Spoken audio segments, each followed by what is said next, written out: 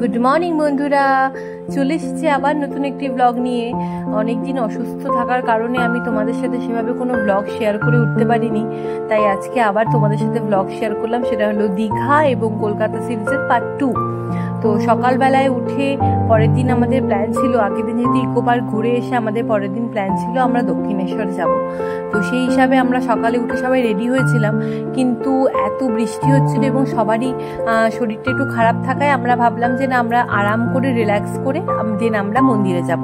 তো সেই হিসাবে আমরা সেদিন ক্যাব নিয়েছিলাম, যদিও লোকাল ট্রেনের গেলে 10 মিনিটও লাগে না ডানকুনি স্পেশাল লোকাল ধরলে, কিন্তু সে আমাদের সময় ছিল না এবং শরীরে সত্যি কথা বলতে সেদিন জোরও ছিল না, তাই আমরা ক্যাবে করে পৌঁছে গেলাম মন্দিরে। তোমরা জানোই যে মন্দির চত্বরে যেহেতু সেভাবে মোবাইল ইউজ করতে দেয় না, তাই মন্দিরে ঢুকেই আগে আমরা সবাই মোবাইল ব্যাগ সমস্ত জমা রেখে দেন আমরা মন্দিরে পুজো দিলাম। সেদিন এতটাই গরম ছিল, তোমাদের কি বলবো, জাস্ট থাকতে পারছিলাম, অসহ্য গরম। দেন গরমের পরে হঠাৎ করে মন্দির থেকে বেরোনোর সময় বৃষ্টি নেমে যায় এবং তাই তোমাদের সাথে তাড়াহুড়ায় আর সেভাবে কিছুই ভিডিও ক্লিপ শেয়ার করা হয়নি। যাই হোক, লাঞ্চ করে আমরা দেন সবাই একটু রেস্ট নিয়েছিলাম এবং কলকাতায় তো তোমরা জানোই চা জাস্ট খুব ভালো পাওয়া যায়। তো ভাই সেই হিসাবে আমাদের সবার জন্য ফ্লাক্সে করে চা নিয়ে গিয়েছিল। আমাদের সবারই বেরোতে একটু ল্যাথার্জি লাগছিল, তাই আমরা বিকেলে চা খেয়ে আড্ডা মেরে দেন ডিনার করে সবাই রাত্রে শুয়ে পড়ি। তার কারণ পরের দিন সকালবেলায় আমাদের 7টার সময় ছিল দীঘার বাস এবং শিয়ালদা থেকে ধর্মতলার ডিস্টেন্স যদিও বেশি না।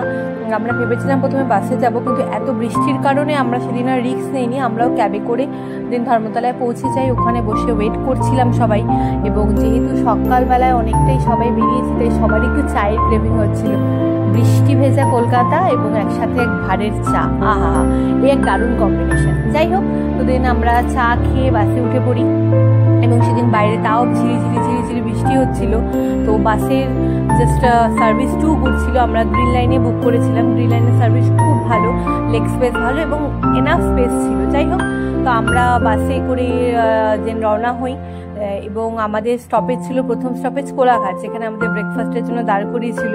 তো সেখানে আমরা হালকা ব্রেকফাস্ট সেরে নিলাম, আর ব্রেড টোস্ট এবং আমরা চা খেয়েছি, আর সেভাবে কিছুই নেইনি। তো দেন খাওয়া দাওয়া করে দেন একটু সবাই ঘুমিয়ে নিয়েছিলাম, কারণ অনেকটা সকালে উঠেছি এবং ঘুম থেকে উঠে দেখে আমরা প্রায় অলমোস্ট দীঘার কাছাকাছি পৌঁছে গেছি। এবং বিশ্বাস করো, সেদিন জাস্ট ওয়েদারটা এতটাই ভালো লাগছিল, তোমাদের কি বলো, বাইরে সবুজ ভরা এবং ঝিরিঝিরি বৃষ্টি, আহা সে এক দারুণ ওয়েদার। যাই হোক, তো আমরা মোটামুটি প্রায় দীঘার কাছাকাছি পৌঁছে যাই এবং দেন বাস আমাদের প্যাসেঞ্জার নামানোর জন্য মন্দারমণিতে স্টপেজ যায়। তো সেখানে সবাই নেমে যায় এবং এই যে বাঁ দিকে যাচ্ছে এই রাস্তাটা চলে যায় মন্দারমণি। আমাদের মন্দারমণির প্ল্যান হয়নি, কারণ আমাদের দীঘার জগন্নাথ মন্দিরের দেখার উদ্দেশ্য ছিল বলে আমরা আর মন্দারমণি সেদিন সেভাবে স্টে করিনি। তো আমরা মোটামুটি বাস আমাদের অন টাইম পৌঁছে যায় দীঘায়। এবং একটা মজার কাণ্ড হয়েছিল, ভাইয়ের যেহেতু প্রচণ্ড বাথরুম পেয়েছিল, বাস যেহেতু রাস্তায় দাঁড়াবে না, তাই ভাইকে নামিয়ে আমরা চলে যাই দীঘা স্ট্যান্ডে, ওল্ড দীঘা স্ট্যান্ডে, এবং সেখানে দাঁড়িয়ে আমরা ওয়েট করছিলাম কতক্ষণে ও নেক্সট বাসে আসবে। যাই হোক, তো আসার পরে আমরা লাগেজ নিয়ে আমরা রওনা হই আমাদের হোটেলের উদ্দেশ্যে। আমাদের হোটেল ছিল অ্যাকচুয়ালি নিউ দীঘায়, জাহাজবাড়ির একদম কাছে। এটা হলো ওল্ড দীঘায়। তো আমাদের প্ল্যান প্রথম থেকেই ছিল যে আমরা নিউ দীঘায় থাকবো। তো যাই হোক, তো সেই হিসাবে আমরা হোটেল বুক করেছিলাম, যেহেতু উইকডেজ ছিল বলে সেভাবে রাশ ছিল না।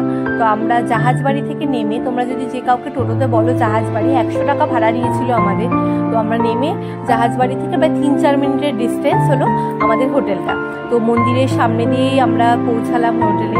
হোটেলটা সত্যি কথা বলতে খুবই ভালো ছিল, আমরা খুব স্যাটিসফাইড। হোটেলের নাম হলো রয়্যাল বেদান্তা। তোমাদের সাথে সমস্ত ডিটেলস পরে শেয়ার করে দেবো। নিচে সুইমিং পুলও ছিল।